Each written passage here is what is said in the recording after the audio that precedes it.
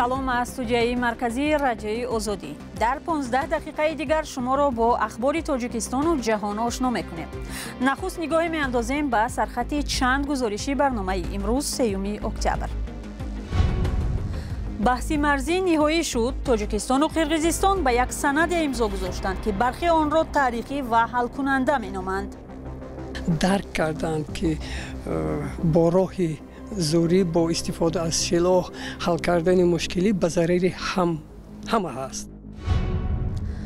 یا با زوری یا با زر، مقامات روسیه به هر راه و وسیله تلاش دارند مهاجران کاری از آسیای مرکزی را به جنگ اوکراین سفربر کنند. در آنجایی که ما پتن میگیریم در درآمدگاه از ما پرسیدند که آیا شما میخواهید که به جنگ روید؟ ما به شما شهروندی روسیه را میدهیم. من گفتم نه. و به دنبال نظرپرسی داریم به مناسبت روز بین المللی آموزگار که در تاجیکستان هم جشن گرفته می شود. بعد اظهارات بحث برانگیز قمچیبک توشیف درباره سرحد، رئیسان کمیته‌های دولتی امنیت ملی تاجیکستان و قرقیزستان گفتگو و بنا به برخی خبرها به یک سند نهایی حل مشکلات مرزی امضا کردند. جانب‌ها باور دارند که اجرای این سند مهم می‌تواند از هر گونه مناقشه‌های مرزی پیشگیری کند. آیا در واقع این سند می‌تواند مشکلات مرزی دو دولت را از بین برد؟ برات یوسفی و علیشیر ظریفی این موضوع را با تحلیلگران در میان گذاشتند. پروتکل رقم 44 که از طرف سیموم نعمتچیموف رئیس کمیته دولتی امنیت ملی تاجیکستان و همتای قرقیز او قمچیبک توشیف روز 2 اکتبر در شهر بودکند قرقیزستان به امضا رسید، در رسانه‌ها تاریخی، نهایی و حل کننده عنوان شد. بعد از امضا شدن آن دو طرف گفتند اجرای این سند همه مشکلات مرزی را در بین دو دولت از بین میبرد. Этот протокол в принципе решает при его реализации все вопросы и проблемы, которые ранее являлись. اجرای این پروتکل همه گونه مسئله، همه مشکلاتی را که پیشتر سبب نزاع در سرحد دولتی تاجیکستان و قرقیزستان بودند حل می‌کند. با تمام مسئولیت اعلان می‌دارم که امضا و اجرای پروتکل اراده رهبران هر دو جمهوری است. Я со всей ответственностью заявляю, что она является реализацией воли глав двух государств. پیام طرف قرقیزستان نیز تقریبا همین مضمون را داشت. Данный протокол был подписан согласованно. این پروتکل با رضایت طرف‌ها به امضا رسیده است و آن اساس می‌شود که همه گونه مسئله مرزی را حل کنیم. خدا خواهد به زودی قرار نهایی را درباره نهایی کردن تعیین کل سرحد دولتی قبول می‌کنیم.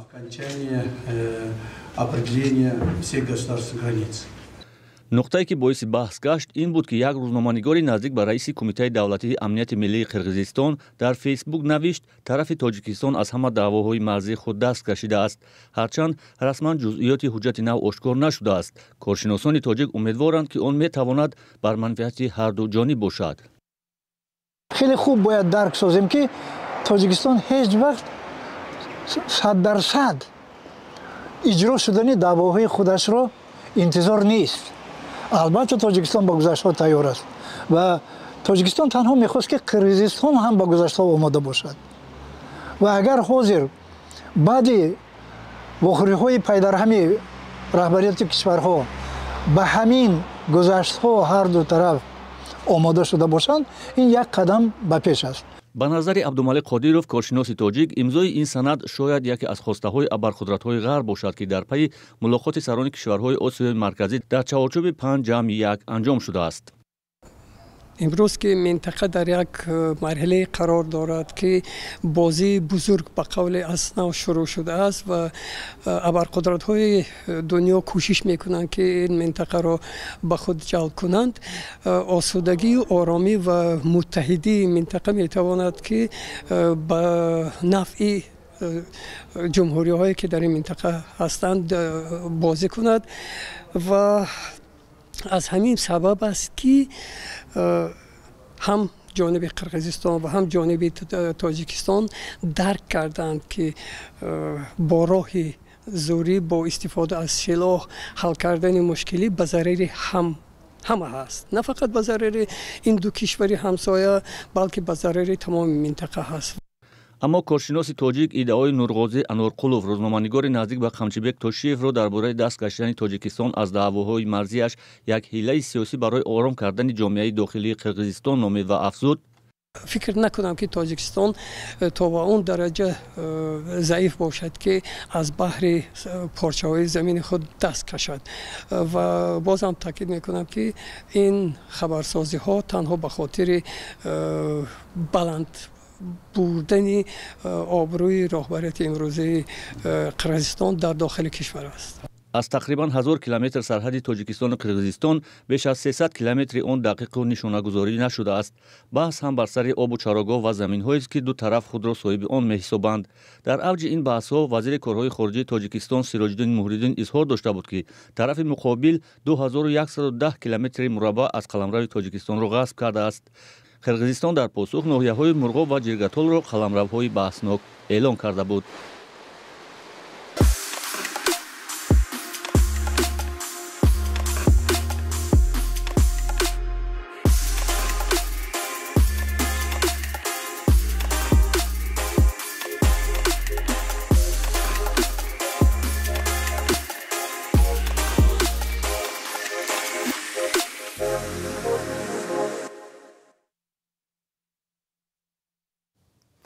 صبح 3 اکتبر قرب روبل روسی در بازارهای پول این کشور باز پایین رفته از مرای رمزی 100 روبل در مقابل $1 آمریکا پستر شد.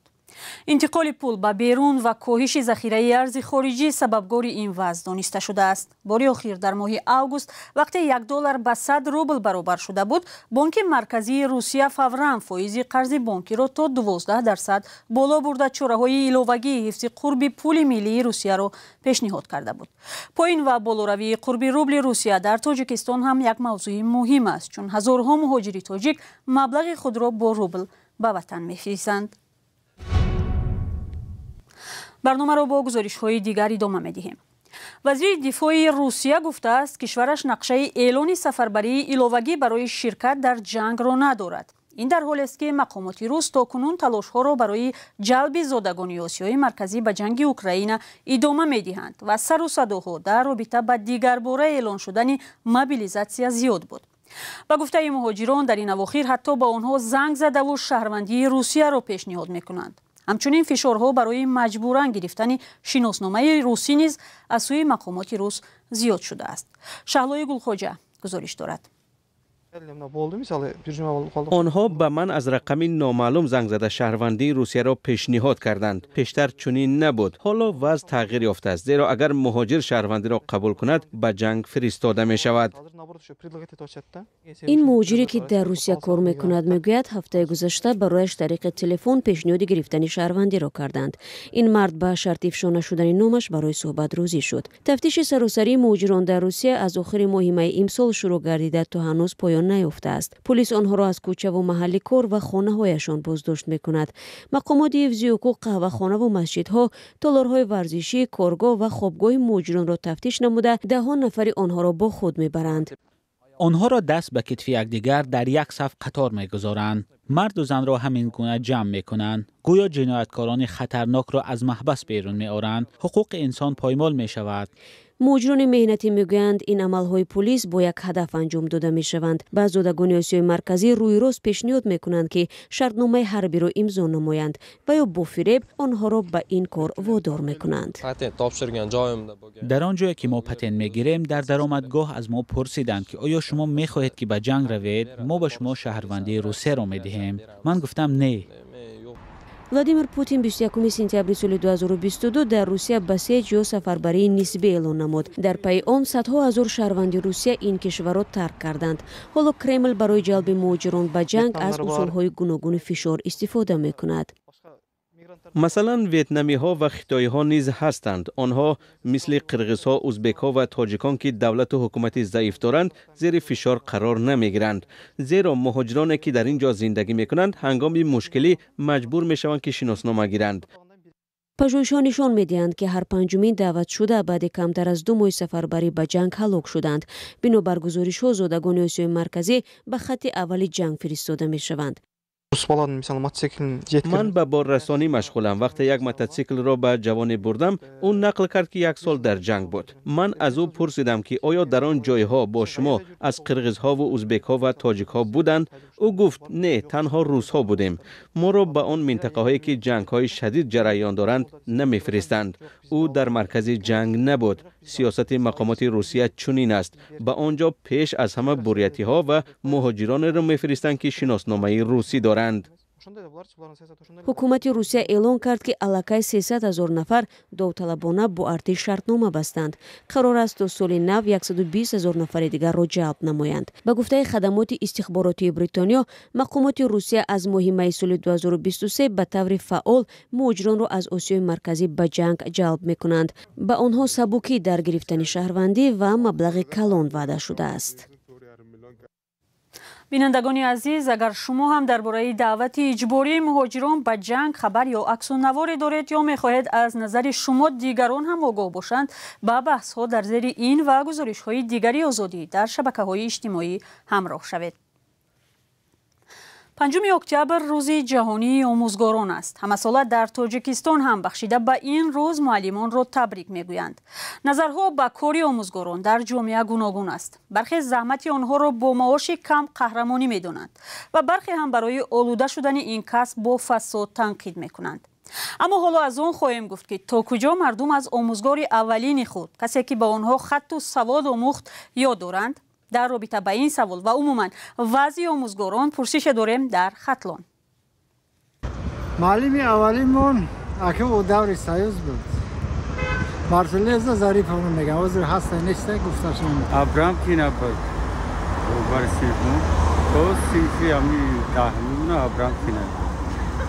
Салом. Гузаштагиай. ёд дорам. Облоқулова муаллима синфи якумин.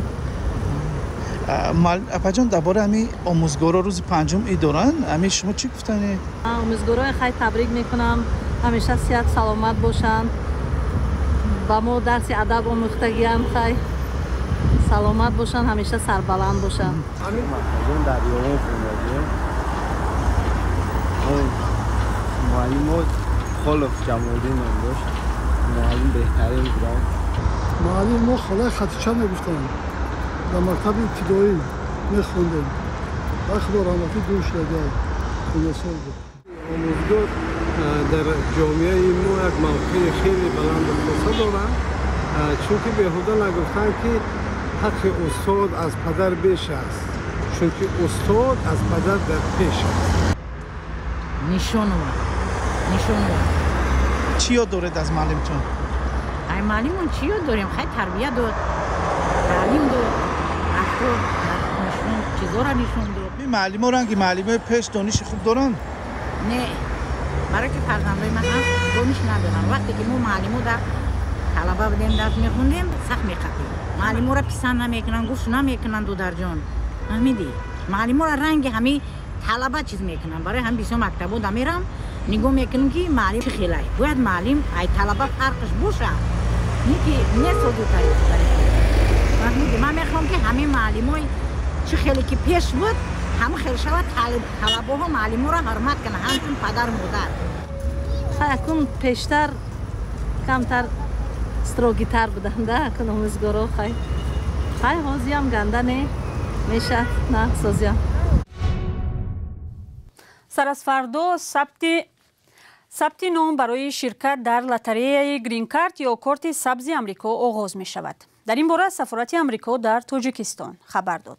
سفارت در شرح خبرش نوشت درخواست شهروندان کشورهایی که میزان پست مهاجرت را به ایالات متحده دارند از 4 اکتبر تا 7 نوامبر سال روان تنها توسط سامانه دیوی پروگرام استیت گو قبول می شود. بینندگان عزیز، فرصت برنامه در همین جا به پایان می رسد. می نداریم که تا این لحظه ها با ما بودید. خبرهای از این بیشتر را پیوسته می توانید از سامانه رادیوی آزادی و صفحه های ما در فیسبوک و اینستاگرام، تیک تاک و تلگرام و یوتیوب و ادنکلاسنیکی پیدا کنید. خدا نگهدار.